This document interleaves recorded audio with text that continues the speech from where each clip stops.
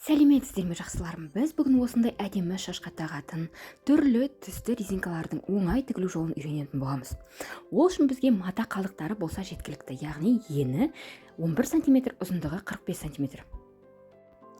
Сәйкестендіріп қырқып алғаннан соң машинкамызды жаңағы жіптерін ауыстырамыз. Түстес етіп ауыстыру маңызды. Себебі біз резинканы оң жағынан тігетін боламыз. Сонда біздің түстес жіп болса, ол әдемі көрінеді және де тігілген тігіс байқалмай тұрады.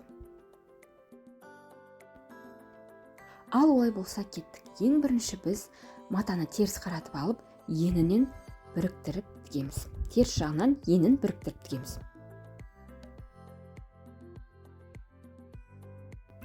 Содан соң матамызды оң қаратамыз және де 0,5 мм, не дәл осылай видеода көрсетілгендей 0,5 мм ішке қарай қайырып, тура қайырылған жерді лапкаға қойып, айналдырып тігіп шығамыз.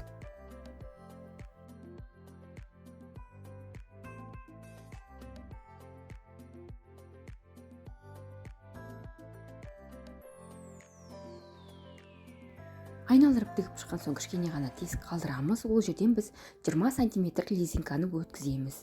Сосын ол тесікті біріктіріп тігіп тастаймыз. Міне қыздар, күнде ауыстырып тағатын түрлі түсті әдемі резинкаларымыздың тігілу жолы осындай оңай.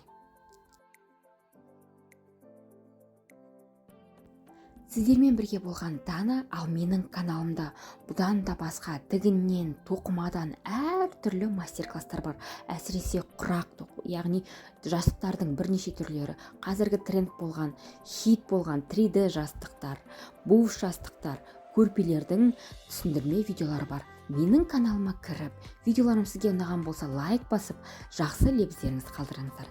Сіздермен бірге болған Дана, қош сау болыңыздар.